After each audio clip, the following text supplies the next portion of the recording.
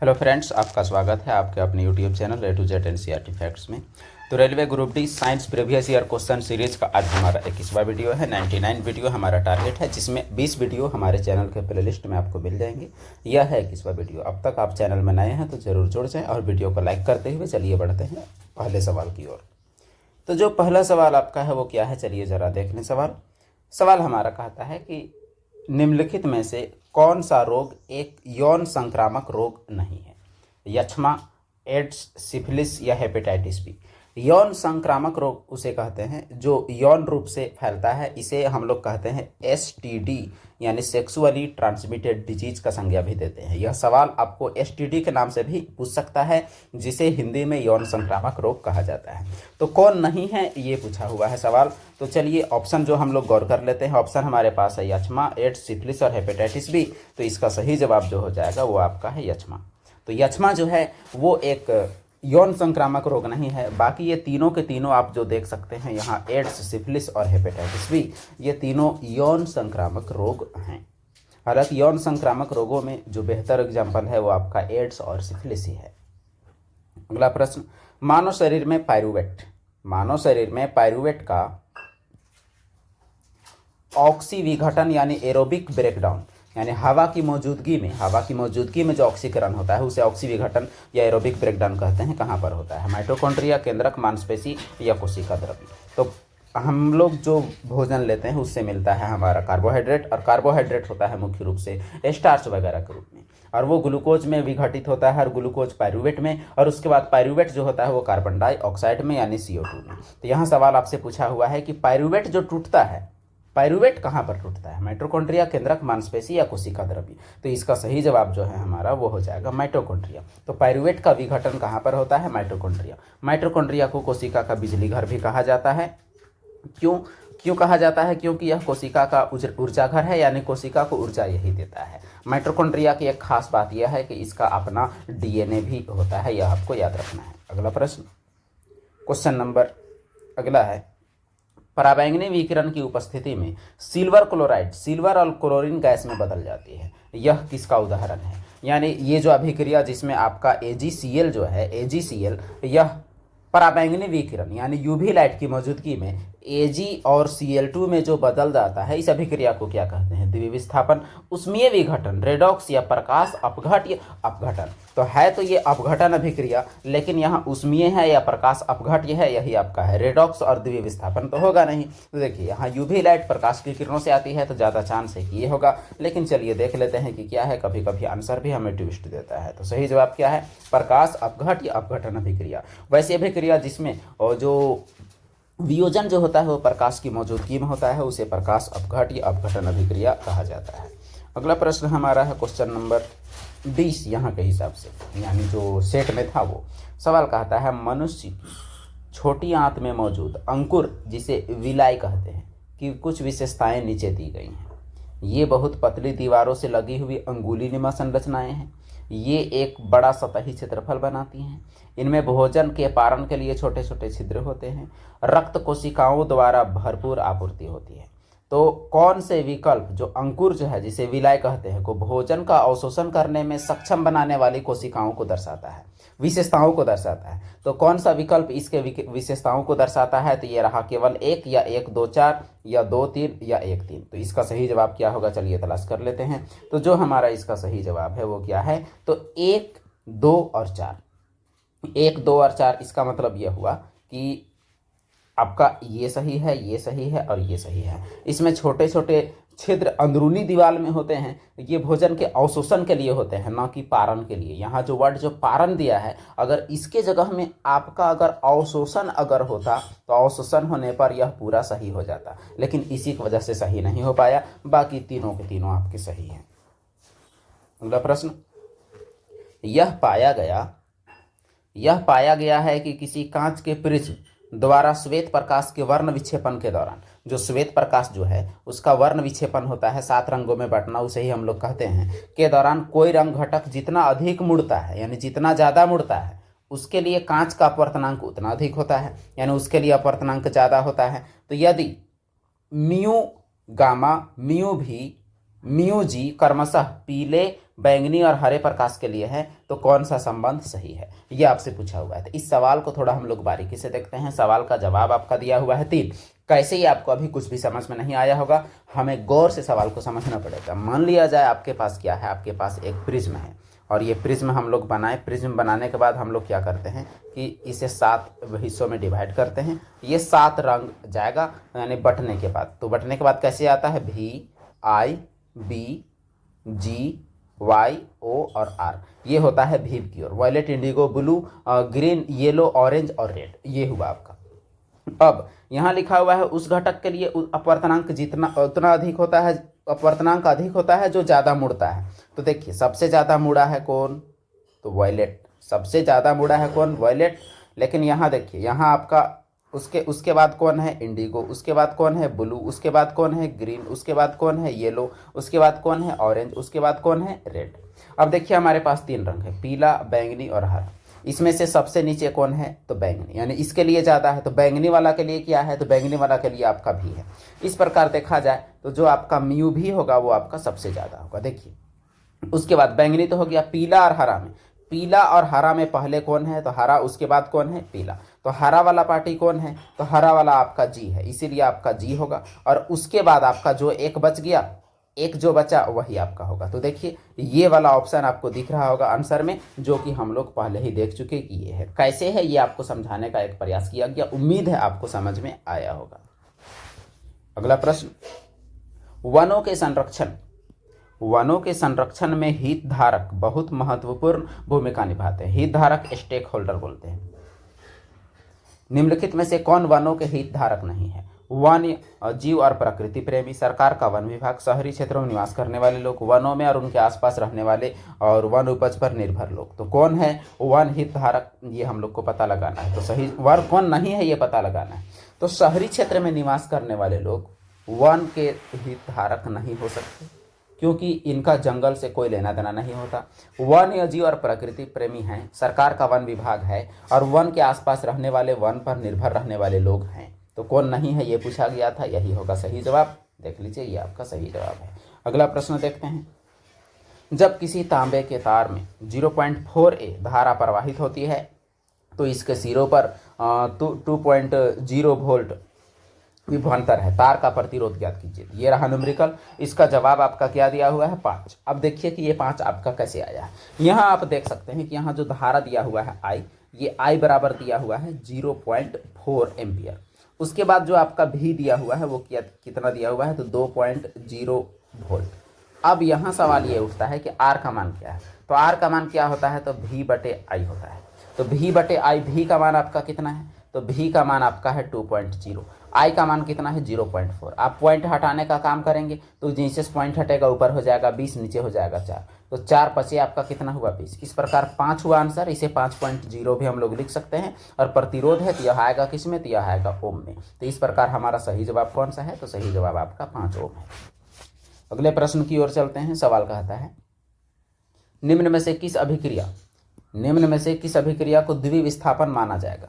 तो ये आपका अभिक्रिया दिया हुआ है। देखिए ये भी दिया हुआ है, ये भी दिया हुआ है, ये भी दिया हुआ है। द्विविस्थापन कब होता है, जब 2 बार विस्थापन होगा, आपस में अदला बदली होगा, तो हम लोग द्विविस्थापन कहेंगे।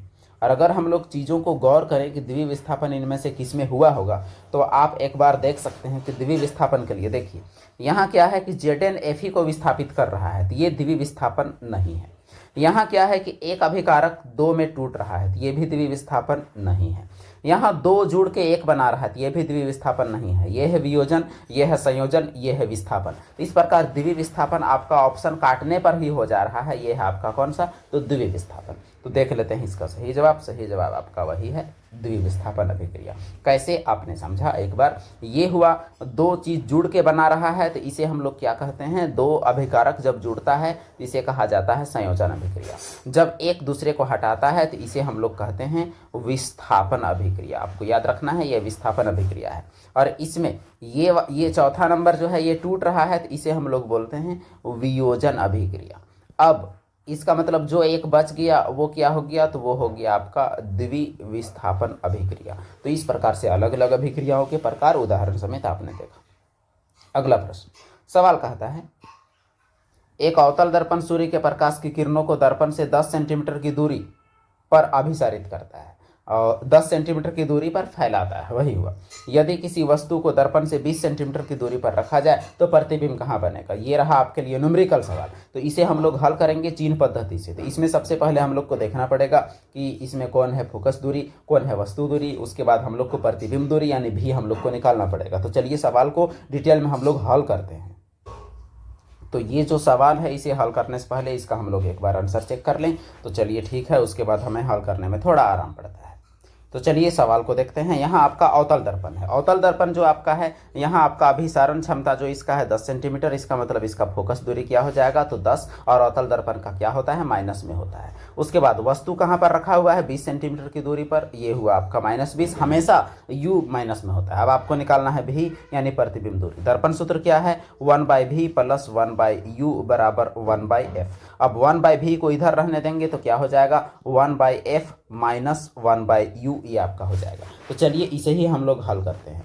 तो 1/f जो आपका है 1/f, तो 1/f की जगह में क्या रख देंगे तो 1/10, ये आपका माइनस में, यहाँ माइनस, u आपका माइनस में ही है तो यहाँ हो गया 20, ये माइनस माइनस कट के आपका प्लस हो जाएगा। इसका मतलब 1/20 - 1/10। नीचे ऊपर आप 2 से गुना करें ताकि लसा लेने की जरूरत ना पड़े। तो नीचे 20 हो गया। अब देखिए ऊपर 1 - 2 बटे कितना 20, तो 2 में 1 1/20। इस प्रकार आप देखिए कि भी का मान आपका कितना निकला, भी का मान निकला 20, वो भी माइनस में निकला। इसका मतलब दर्पण आपका कुछ इस तरह है, तो जिधर आपका वस्तु है उधर ही आपका प्रतिबिंब बन रहा है इसी ओर। इसका मतलब माइनस में बन रहा है, दर्पण के सामने बन रहा है, कितनी दूरी पर 20 की दूरी पर। तो ये देखिए आपका ये रहा जवाब 20 की दूरी पर दर्पण के सामने। अगर प्लस में आता तो जवाब आपका ये होता, माइनस में है तो जवाब आपका ये है।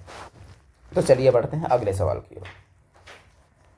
अगला प्रश्न, निम्न में से प्रत्येक 3 तत्वों वाले समूह में कौन सा डायब्रेनर के त्रिक का गठन करता है। तो डायब्रेनर वो पहला व्यक्ति था जिसने तत्वों को ऑर्गेनाइज करने का प्रयास किया, जिसे डायब्रेनर का त्रिक का नाम करते हैं। तो calcium barium fluorine, chlorine bromine iodine, chlorine hydrogen silicon, lithium magnesium aluminium. तो डायब्रेनर का त्रिक कौन सा है, तो इसमें से केवल एक ही त्रिक है, क्लोरीन ब्रोमीन और आयोडीन। केवल ये त्रिक का काम करता है, बाकी तीनों कोई ट्रिक से मतलब कोई भी त्रिक में उसके बनाए गए त्रिक में तो नहीं थे। इसलिए आपका ये कौन कौन से त्रिक थे आपको ये जानना पड़ेगा। तो इसमें से ये 3 है, अभी आप ये एक सीख के काम चलाएं।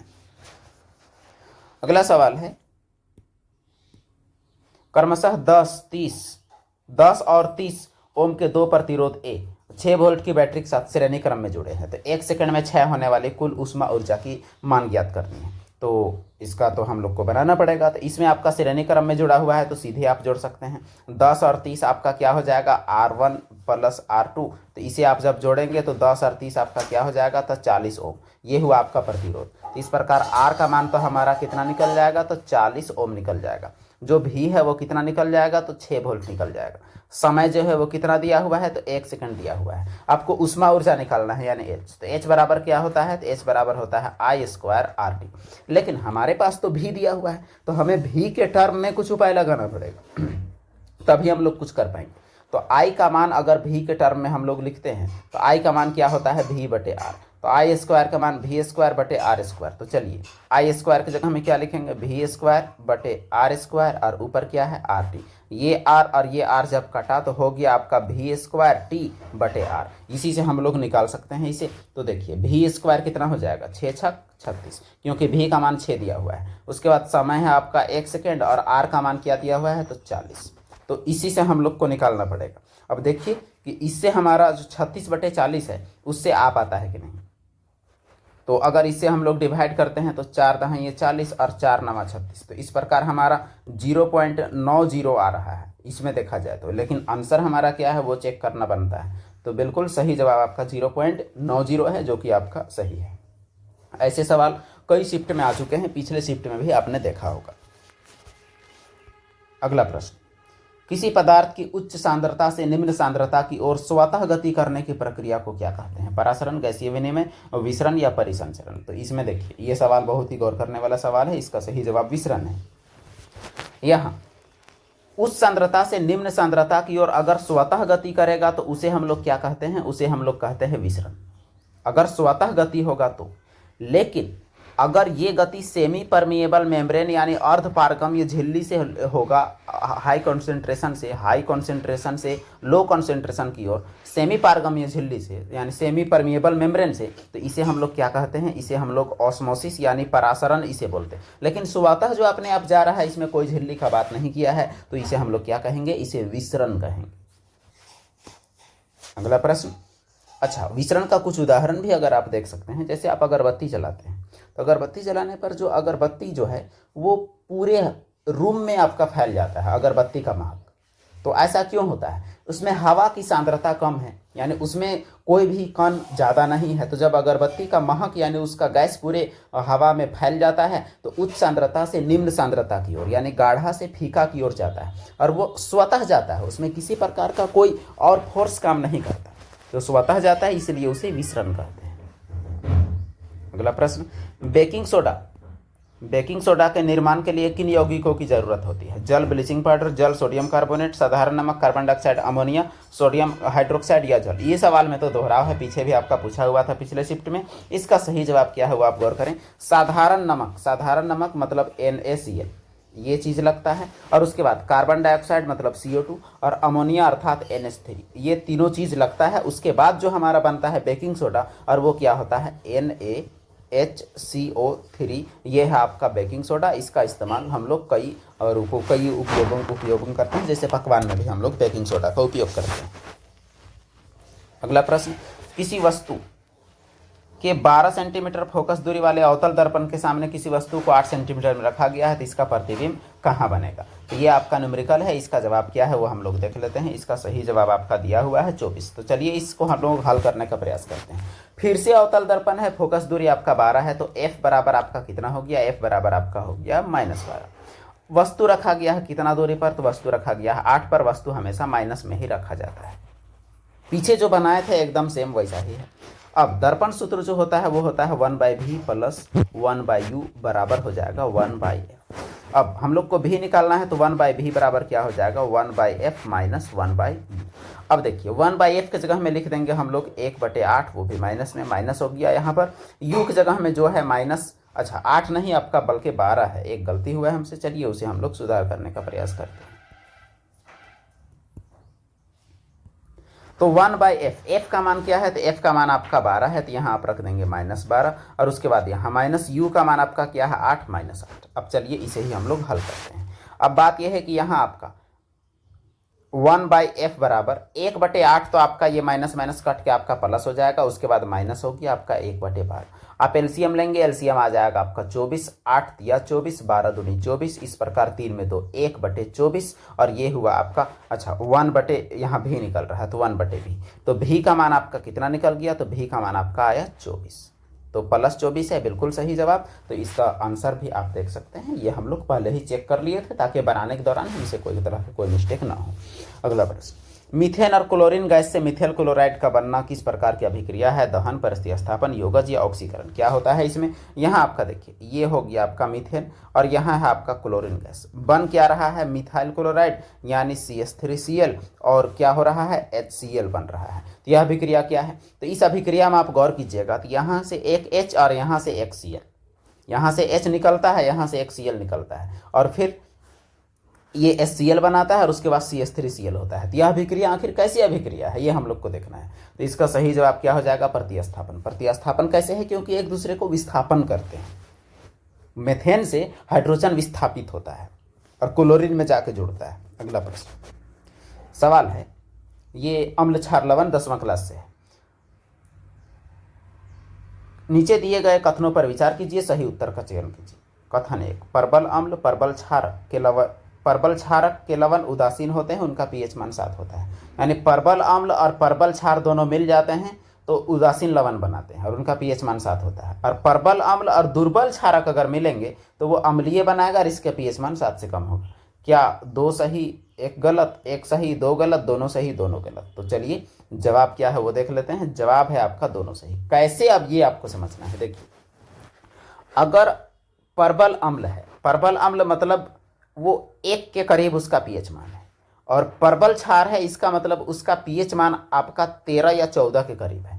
तो दोनों अगर परबल परबल मिलेगा तो दोनों परबल मिल के आपका दोनों एक दूसरे को कैंसल आउट करके उदासीन बनाएगा, यानी लगभग उदासीन बनाएगा, क्योंकि दोनों ताकतवर है, इसीलिए पीएच मान क्या होगा 7 के करीब। लेकिन मान के चलिए अम्ल जो होगा वो प्रबल होगा, तो पावर किसका चलेगा, अम्ल का, और क्षार जो है वो क्या होगा, दुर्बल होगा। तो इसका मतलब जो चीज बनेगा तो जो प्रबल है उसके आधार पर बनेगा, इसका मतलब वो अम्लीय होगा। अगर जो प्रबल रहेगा उसी का पावर चलेगा, और दोनों प्रबल तो किसी का नहीं चलेगा, तो वो अम्लीय होगा, और अम्लीय होगा तो पीएच मान 7 से क्या होगा, कम होगा। इसीलिए आपका दोनों कथन सही है। अगला प्रश्न, किसी धारावाही परिनालिका के कारण उत्पन्न चुंबकीय क्षेत्र से संबंधित कथनों पर विचार कीजिए। परिनालिका के अंदर चुंबकीय क्षेत्र एक समान, परिनालिका का एक सिरा क्षण चुंबक का उत्तरी ध्रुव की तरह और दूसरा सिरा दक्षिणी ध्रुव की तरह काम करता है। अब देखिए दोनों सही, बी सही, दोनों गलत, केवल ए सही, यही आपको बताना है। तो कथन तो आपने देखा, तो इसका सही जवाब जो है ए और बी दोनों सही। अब इसको मामला को समझते हैं। परिनालिका क्या होता है, कोई भी आपका कोई ठोस ऐसा है जो कि एक कंडक्टर नहीं है, यानी कुचालक है, इसमें हम लोग लपेट देंगे तार को, जो कि सुचालक है।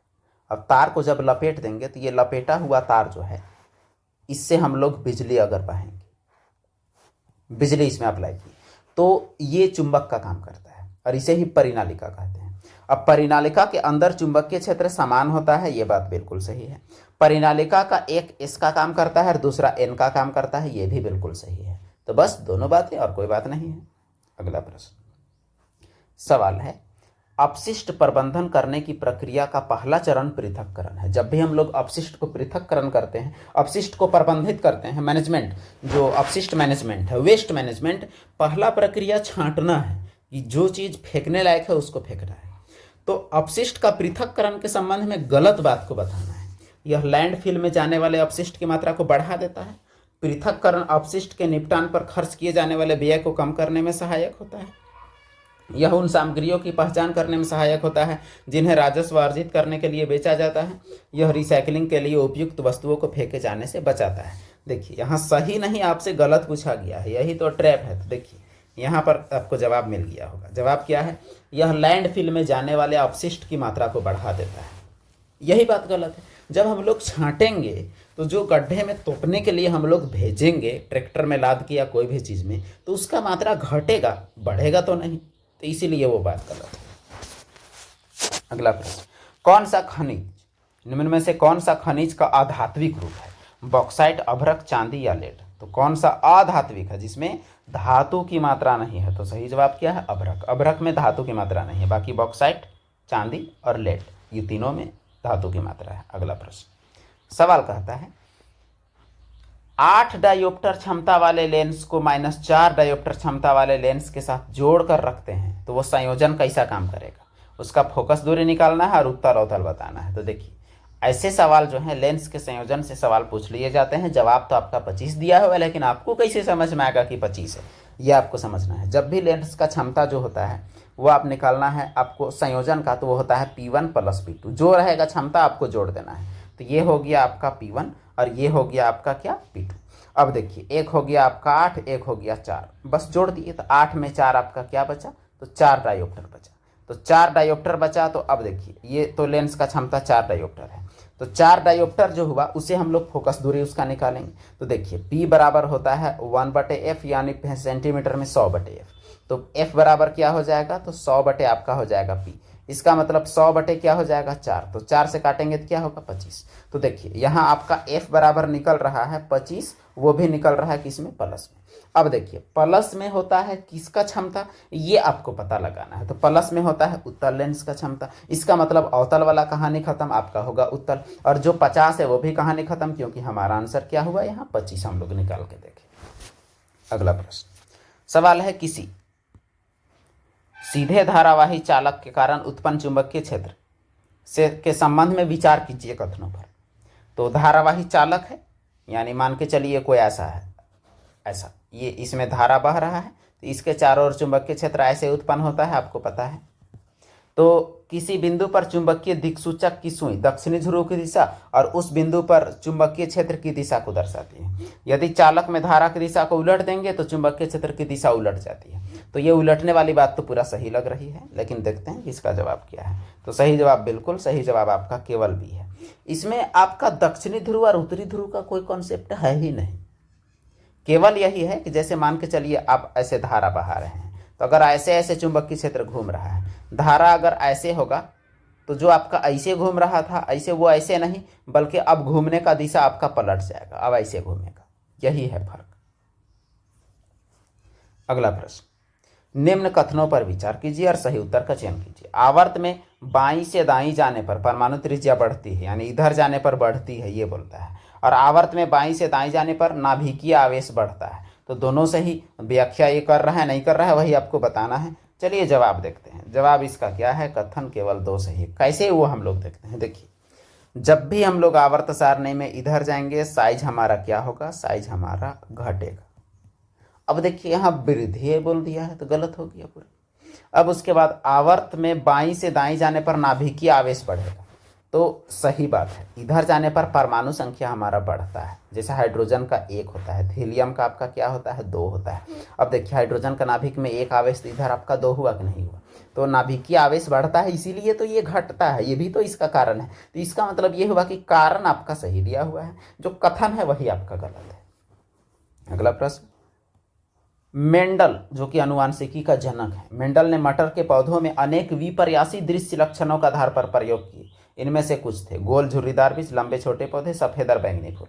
तो ये तो हुआ विपर्यासी लक्षण यानी विपरीत लक्षण। लेकिन सवाल ये उठता है, इसमें आप पूछा हुआ है कि इनमें से कौन से मटर के पौधे में पाए जाने वाले अप्रभावी लक्षण हैं। लक्षण प्रभावी भी हो सकते हैं, अप्रभावी भी हो सकते हैं। तो यहाँ आपसे अप्रभावी लक्षणों की बात पूछी गई है। तो अप्रभावी कौन है, जो आने वाला पीढ़ी में इफेक्टिव नहीं होता, तो वह है झुर्रीदार, छोटा और सफ़ेद। आने वाला पीढ़ी में सफ़ेद नहीं दिखा, झुर्रीदार नहीं दिखा बल्कि गोल दिखा, छोटा नहीं दिखा बल्कि लंबा दिखा, यही सब है। अगला प्रश्न, अच्छा पीछे आपका जो सवाल था सेम आपका फिर से दोहरा वाला प्रश्न। इस शिफ्ट में तो बहुत सारे हैं ऐसे सेम सवाल देखिए, क्रमशः 6 ओम 12 ओम के 2 प्रतिरोध को 3 वोल्ट की बैटरी के साथ समांतर क्रम में जोड़ा गया है। तो 1 सेकंड में ऊर्जा की मात्रा ज्ञात कीजिए। फिर से वही कहानी, कोई तरह का कोई बदलाव नहीं है। तो इसमें हम लोग आंसर देख लेते हैं ताकि बनाने के दौरान मिलाने में आराम। आंसर आपका 2.25 है, लेकिन कैसे, यही है आपका मेन सवाल। तो देखिए आपका 6 और 12 ओम दिया हुआ है, ये आपका R1 और R2 है। R1 और R2, R1 आपका कितना दिया हुआ है 6 ओम, R2 आपका कितना दिया हुआ है 12 ओम। तो ऐसा कीजिए आप पहले R निकालिए, तो 1/R बराबर क्या हो जाएगा, पार्श्व क्रम दिया हुआ है इसलिए 1/R1 प्लस 1/R2। तो 1/6 और 1/12, 2 से दोनों को गुना कीजिए ताकि लौसा लेने की जरूरत ना पड़े। तो 2 और 1 कितना हो गया 3/12, 3 का 3, 3 चौके 12। तो R का मान कितना हो गया, नीचे नीचे हम लोग ज्ञात करते हैं, तो R का मान हो गया आपका 4 ओम। तो देखिए R निकल गया है 4। समय आपका क्या है t बराबर 1 सेकेंड, वोल्ट बराबर कितना है 3 वोल्ट। अब देखिए h बराबर क्या होता है, तो I square RT। I square की जगह में क्या लिख सकते हैं, V स्क्वायर बटे R स्क्वायर, यहाँ है RT। R आपका कट गया तो क्या निकला, V स्क्वायर T बटे R। V का मान कितना है 3, 3 दिया आपका कितना 9, T है आपका 1 सेकेंड और R का मान कितना है 4।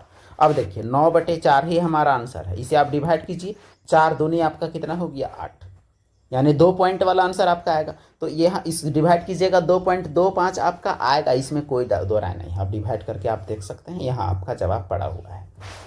चलिए बढ़ते हैं अगले सवाल की ओर।